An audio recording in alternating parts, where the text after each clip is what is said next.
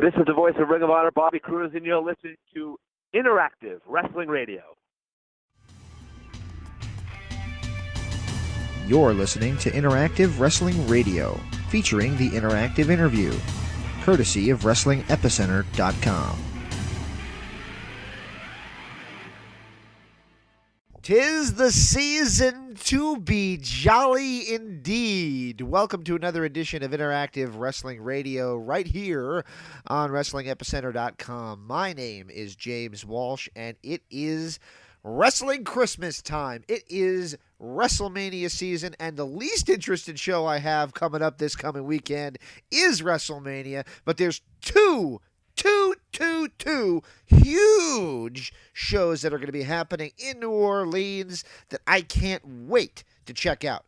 Those are, of course, Impact Wrestling versus Lucha Underground as part of WrestleCon. And then, of course, the biggie of the weekend as well is going to be Ring of Honor Wrestling presenting Supercard of Honor, the biggest show in the history of Ring of Honor this coming weekend. And what a card we got. Cody to Omega. Going to be one hell of a show. And on that show will be our guest this week, the ring announcer for Ring of Honor over the past multitude of years. In fact, this is his second time on this show. The first time was way back in 2007 as part of 3 Count Wrestling with our old friend Chris Ferguson. By the way, Chris, if you're out there, give me a call, buddy. Check out Bobby Cruz. Really good interview with a really good guy. Like I said, we've had him on before, but this time it was different because now, he's been there for so many years. He has become the voice of Ring of Honor. If you really like to know about what makes a company continue onwards, it's consistency at positions like the one that he possesses. And man, he does a great job with it. Hope everybody enjoys the interview. Check out this coming weekend's events, including, of course, the Impact and Lucha Underground event, the Ring of Honor event, and the big one, of course, the granddaddy of them all, as Mean Gene Okerlund used to say, WrestleMania. Enjoy the weekend, guys. Merry Wrestling Christmas.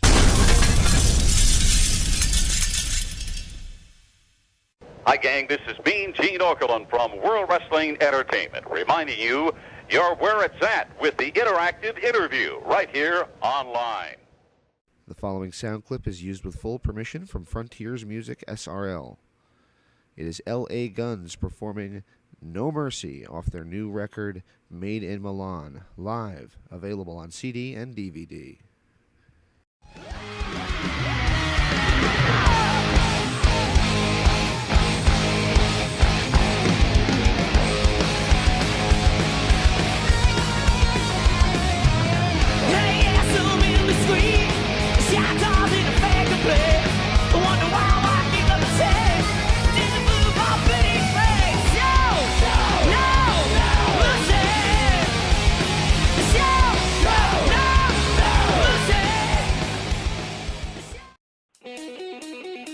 Available in the archives at WrestlingEpicenter.com. It's our interview with Gary Michael Capetta. Gary Michael Capetta.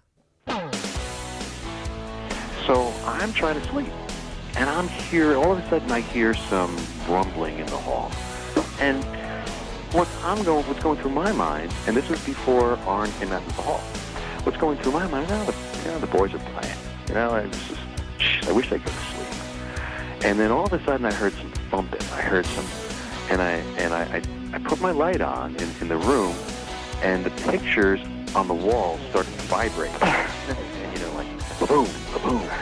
And what was happening, as I come to find out, was that Sid had a chair, and he was hitting it against the wall. Find it now at WrestlingEpicenter.com and InteractiveWrestlingRadio.com.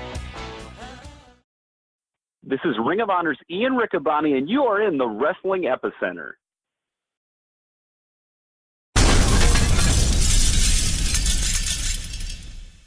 Welcome back to Interactive Wrestling Radio. On the Newsmaker line with me right now is the voice of Ring of Honor, the one and only Bobby Cruz. Mr. Cruz, are you with us? Hi, I'm here, James. How are you? I'm doing great. It's for those who have been listening for a long time. I always like to harken back to our archives, and you've joined us before. It's been a long time. It was on a show called Three Count Wrestling way back in the day, and here we are now on the main show, Interactive Wrestling Radio here at Wrestling Epicenter. So welcome back.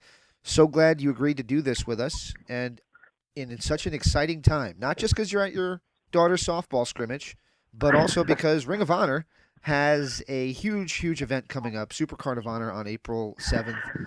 Thoughts going into the big event?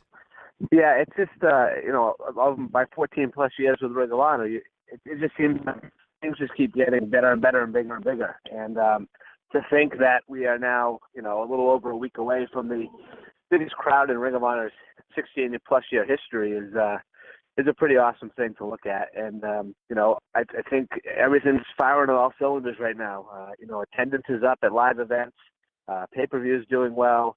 Now with our Honor Club rolling out and getting that going, the reaction's been really good, and it's a great value for customers. Not that I'm shilling it, but it's a great value for customers who decide to sign up for Honor Club. So, it's really an exciting time right now in Ring of Honor. It is, and it's an exciting time for entire wrestling world, and it speaks a lot that I think the stats were something along the lines of 200,000 people were in attendance at WrestleMania weekend a few years ago, and only 80,000 went to the actual WrestleMania event. So look at all the other interest there is for wrestling outside of just the WWE, and I think that really speaks a lot to Ring of Honor's reach as well. Oh, absolutely. And it's been several years now that, it seems like the entire professional wrestling world has followed WrestleMania to wherever it has gone. And Ring of Honor certainly done it for several years. And I think was one of the first ones to do it. It was great. It was a business decision, and it's worked out well over the years. And, and the hope is, you have fans from all over the world coming in and centering this year in New Orleans, of course, next year in New Jersey. And there's huge wrestling fans, obviously. They're coming from how many different countries and how many different states here. Maybe they're not as familiar with Ring of Honor, and that maybe they decide to check out Ring of Honor. And then I've heard so many stories of that over the years, just gaining new fans for the company, just by fans checking Ring of Honor out for the first time on WrestleMania weekend. So it really is. It's the epicenter. Not to steal a line here, but you like that, huh? It's yes, I do. It's obviously it's ground zero for pro wrestling for the entire week. Things started as early as Wednesday, I think, as far as activities and stuff and different conventions and different events. It seems like if you're a fairly major wrestling company in the country, you're running that weekend in wherever WrestleMania is. So it's definitely a big deal. Absolutely. All right, so I'm going to ask you just a few questions about your early days, and then we'll talk more about the growth of Ring of Honor, because I definitely want to kind of pick your brain as to what's kept it chugging along despite maybe some outside forces. How did you end up getting involved in wrestling in the first place? How did you end up becoming an announcer? Well, I always, like so many of us that are involved in wrestling or, that cover wrestling like yourself, a fan obviously as a young kid. I used to watch it every Saturday morning. But I was always really, as I got a little older, my teenage years, I was into the production and the music, and my favorite superstar was Howard Finkel. Most people it was Hogan or the Warrior or someone like that, and I was just really into that. I'm like, that's something I'd really like to try. So fast forward to my senior year in high school, baseball was really my thing. I was one of the two captains we had my senior year. And but I played basketball, but I would come off the bench, for 5 or 10 minutes and throw up a couple threes and hope they went in. But one of my English teachers, who I was fairly close with, he was a girls' basketball coach at school, and he knew of my interest in trying to be like a public address announcer, and they had their announcer had retired. So he said, you know what, if you decide not to play basketball, why don't you give being a public address announcer a shot or whatever? And I gave it a little thought, and I decided, yeah, why not? Instead of doing that commitment of basketball and all the practices and stuff where they certainly weren't going to miss me. I decided to do the PA announcing. So I did that for a couple of years. I mixed in some play-by-play for like the local cable access also. And then I think it was early '94. I sent out a bunch of letters to New England independent companies near me about interest in it. And there was one about 20 minutes from me who was looking for a ring announcer, ironically enough, and they were running an event that next weekend. So they called me, and went and did a tryout, and that was the start of my ring announcing career in the spring of 1994. Not to get political, but I remember it stuck with me in my mind that an episode of Rush Limbaugh's show, he was talking about how he had to develop a loss of his accent. He had to become just Mr. America on his accent. Obviously, you're from Boston. It definitely shines through when you're speaking, but when you're calling the matches, when you're announcing guys, you really don't hear it as much. Was that Right. something that you consciously worked on? Not consciously, but I think subconsciously it just kind of happened. So many people have said that to me, whether it's, meeting, other talent for the first time or meeting fans or whatever. It was, they've heard me announce and then they hear me talking. They're like, oh, you had that, that Boston accent. I just think it's the way that I use my voice with the announcing. It kind of just disappears. I've never, in all my years of doing it, I've never said, oh, I can't announce with that accent or whatever. It's never even come up to my mind. So I just think with the, the different, an announcing voice is somewhat different than a regular speaking voice like it is right now. I think it just automatically disappears. So I'm probably lucky in that respect. Kind of like singers, I guess. Kind of like Elton John doesn't necessarily sound English when he's singing. Right, exactly. You hear other singers. That's a great example. It just kind of, he's probably really never thought of it. It just kind of disappears. There you go. Excellent.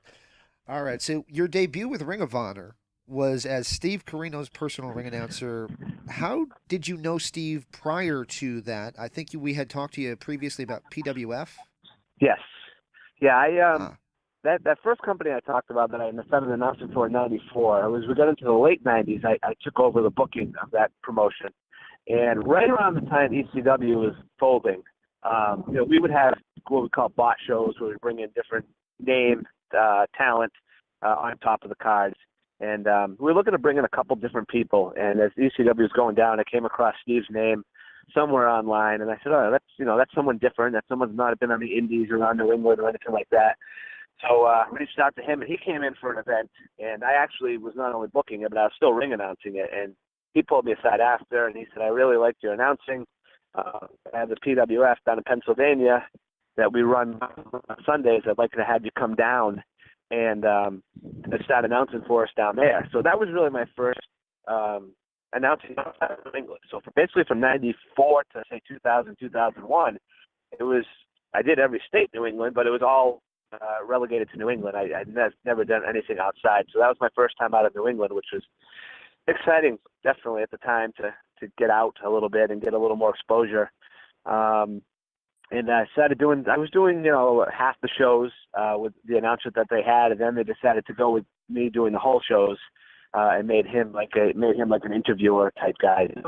That was the first time I had met Steve, and thank God I did, because I've said for years, Steve Corino and Carrie Silken have been the two people who helped my announcing career the most by far, and he's become a great friend over the years too. So, asking about Ring of Honor, fast forwarding to that, he caught, remember the old AOLIM? He caught me on that one night, and he said something like, he was going to return to Ring of Honor to feud with Homicide. He had the idea to have his own personal ring announcer, and he wanted me to do it.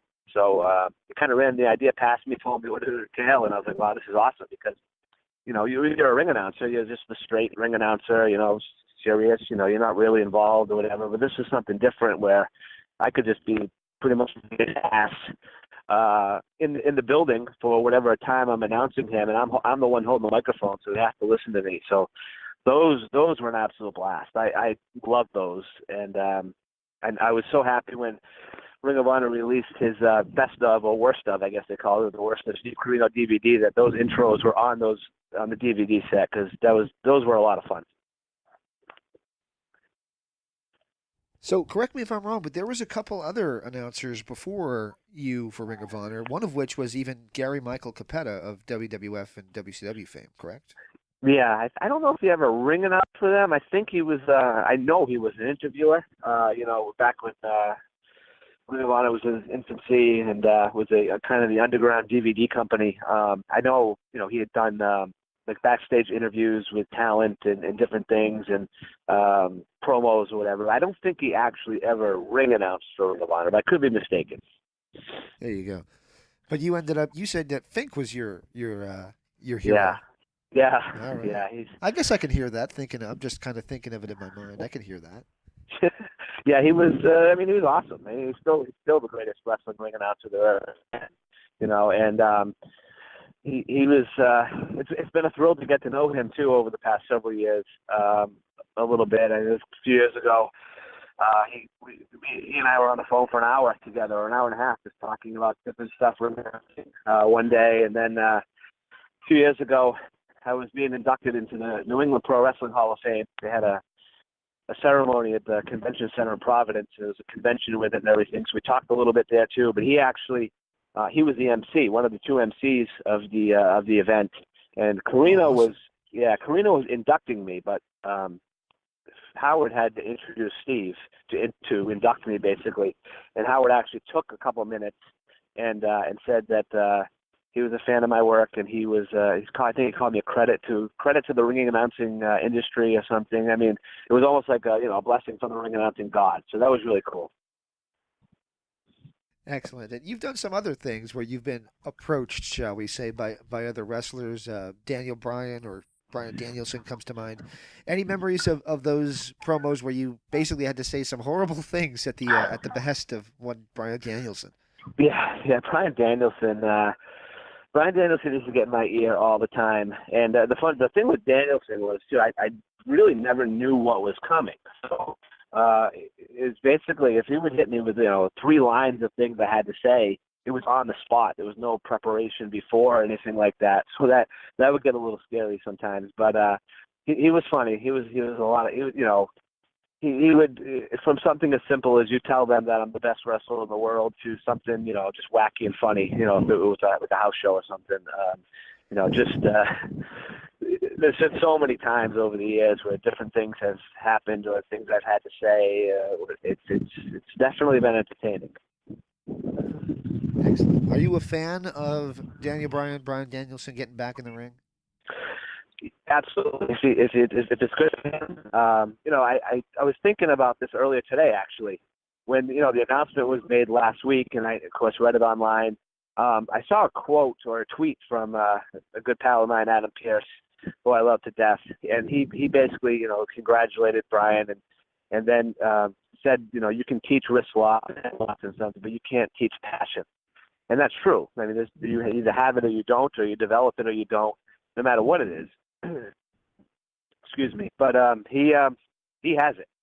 I mean, pro wrestling and wrestling in the ring is Bryan's passion and love, and he's got to be thrilled. He's sleeping at night. He's got to be so happy that he's able to get back in there and do what he does best. Excellent. I told you we would harken back to the growth of Ring of Honor, and we will in just a moment. Just a random question that came to mind, and I can't find any evidence of this, but I distinctly remember there was a story about, I don't know, maybe 3 years ago, 2-3 years ago, that you were parting ways with Ring of Honor and you were going to be taking independent bookings.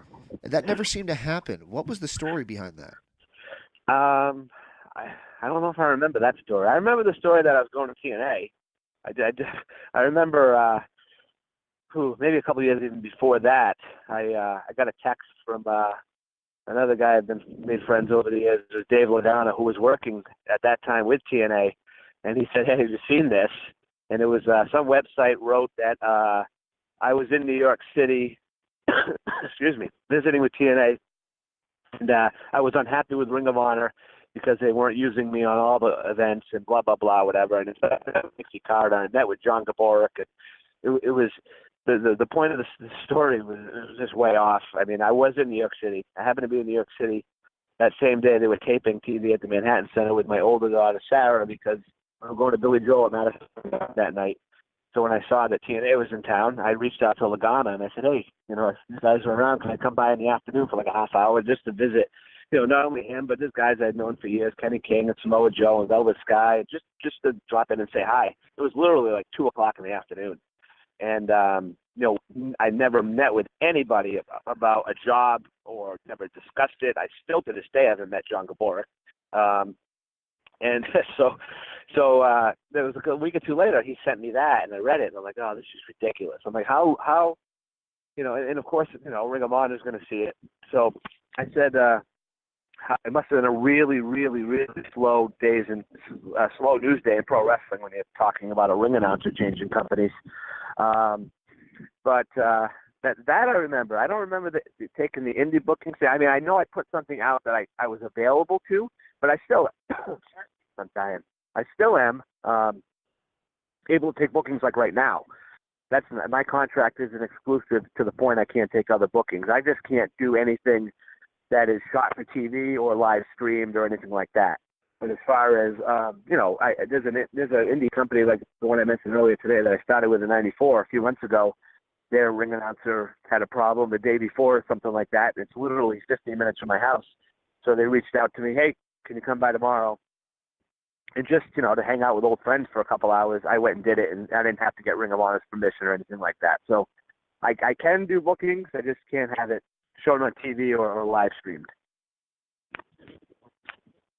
So I've compared the growth of Ring of Honor over the past couple of years to the growth of MMA, of UFC.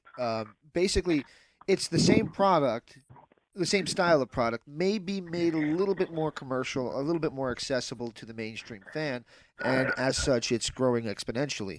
Would you agree that Ring of Honor has maybe opened its arms and tried to welcome a few more of the more mainstream wrestling community into the product? I think so. Yeah, I think that's accurate. I think that's fair, and that's a good thing, because obviously the mainstream is WWE fans. And you have fans that are pro wrestling fans, and they watch WWE, but they also watch Ring of Honor and New Japan, and whether it's local indies or whatever. And then you just have other fans who strictly watch WWE.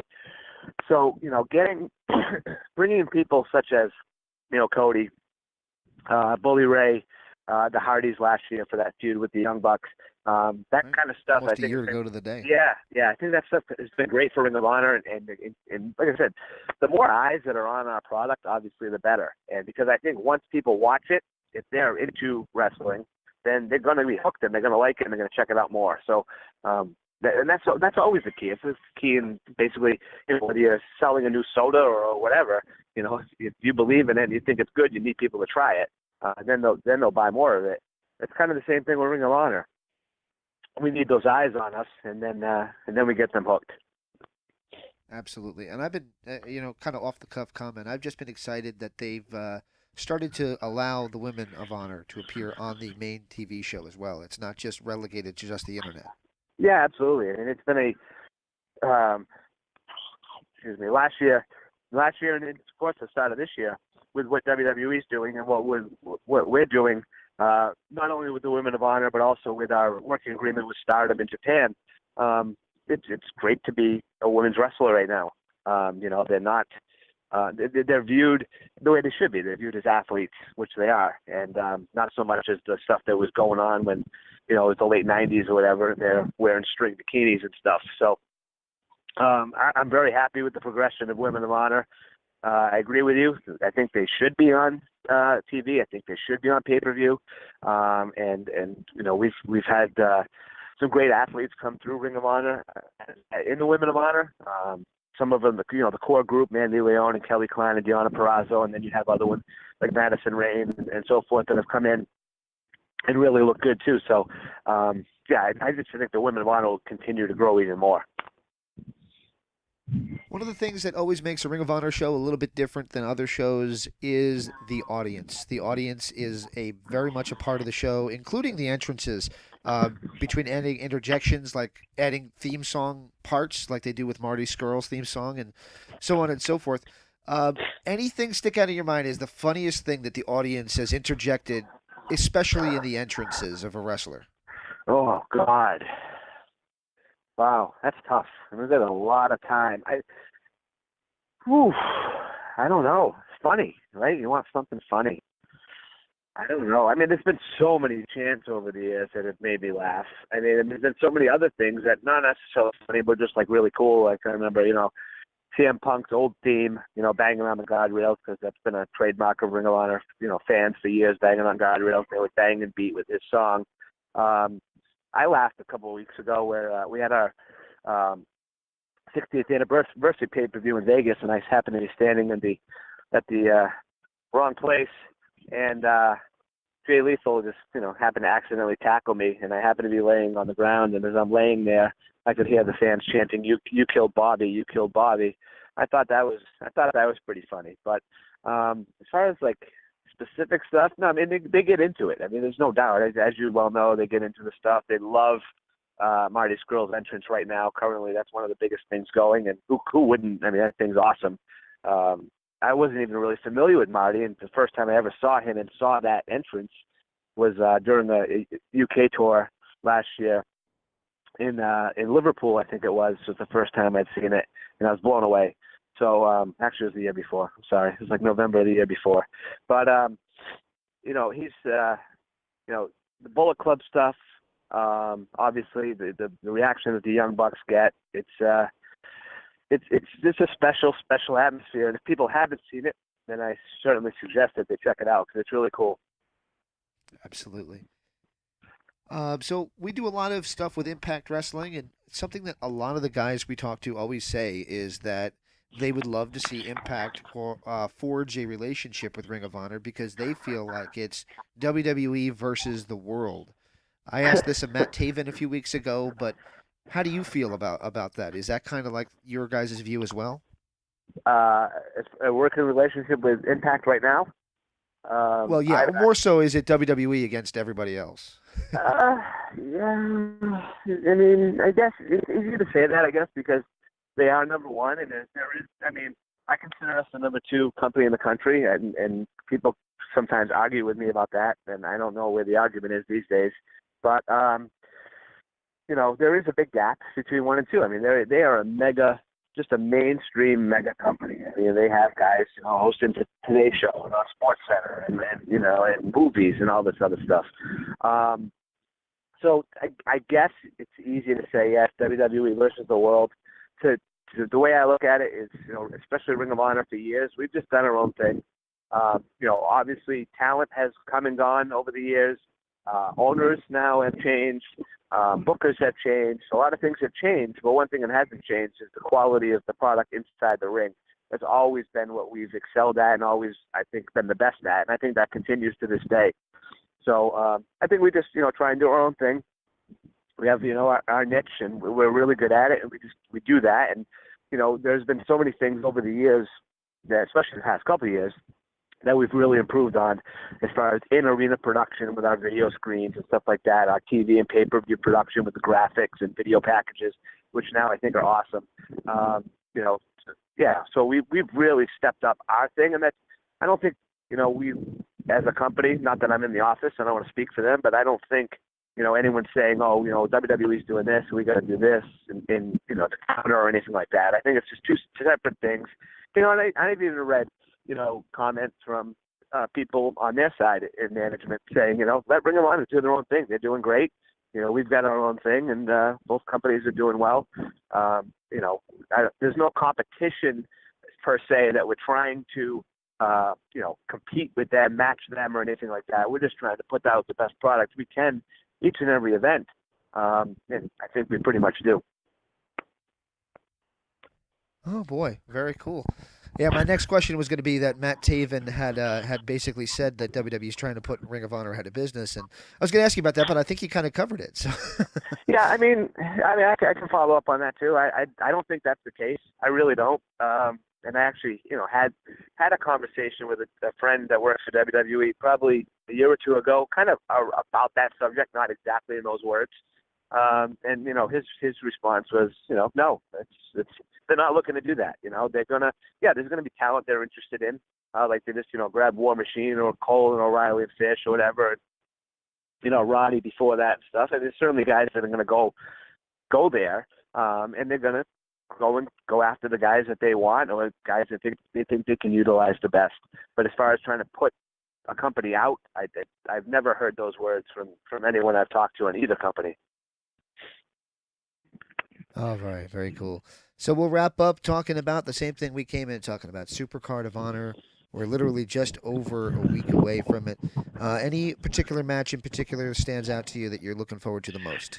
Yeah, I was scrolling through New Japan's event that aired live Sunday night, and this whole Cody and Kenny thing is just I don't know what's going to happen. I don't know where it's going, but it's certainly heated, and it's going to explode. Just that to me is really just an really interesting dynamic as to what that whole thing and what the fallout's going to be as far as Bullet Club and New Japan and Ring of Honor. So really interested in that.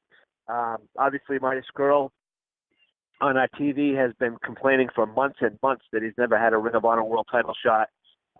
So him having that title shot in New Orleans against Dalton Castle is really, really a big deal. And talk about two of the best entrances in all of pro wrestling. That one's going to be the entrances. I think the match will be great, but the entrances are going to be awesome too. So I think those two, and then you got Ibushi. Ibushi and Paige. Paige is on an absolute tear. Looked awesome again, with New Japan this past Sunday night in California. So that's another one. I think those three really stick out to me. But I mean, it's almost unfair because you've got the 6-man ladder match with SoCal Uncensored against the Bucks and Flip Gordon, which is going to be all over the place, wild. So it's going to be obviously the biggest crowd in Ring of Honor history that night in New Orleans is going to witness one of the best Ring of Honor events in the 16-year history. I'm confident in saying that. Excellent. Well, we're looking forward to it as well, and we will be watching. So I wish you guys the best of luck. Before I let you go, can I just ask for one last favor from you? Go for it. Do you know what's coming? It's going to be, can I get a station ID just saying this is Bobby Cruz and you're listening to Interactive Wrestling Radio? I couldn't remember that. See, that Danielson used to give me harder lines than that on the fly. That was easy. All right. You want it right now? Sure. Yes, sir. You want me to count you down like Wayne's World style here? Sure. All right. We'll do it in 5, 4, 3, 2. This is the voice of Ring of Honor, Bobby Cruz, and you're listening to Interactive Wrestling Radio. Did I say Awesome. it in the right order? Thank you. Okay. You got it in the right order. You got it in the right good. order. I appreciate it, man. I'll let you enjoy the baseball game, softball game. I didn't mean to take you away from it, but I hope you have fun. She's up right now, so good timing. All right. Go cheer for her. Thank you again for your time. I appreciate it. All right, pal. Thank you.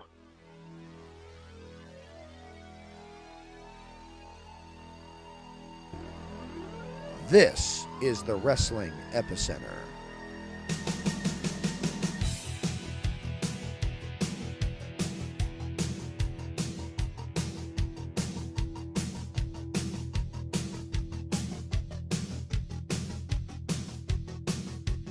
For over 15 years, we've brought you the top names in professional wrestling for exclusive interviews. Everybody you see here has been interviewed by our site. But we're more than just interviews. So be sure and check out WrestlingEpicenter.com for news, results, information, and of course our store. WrestlingEpicenter.com, your #1 source for wrestling information.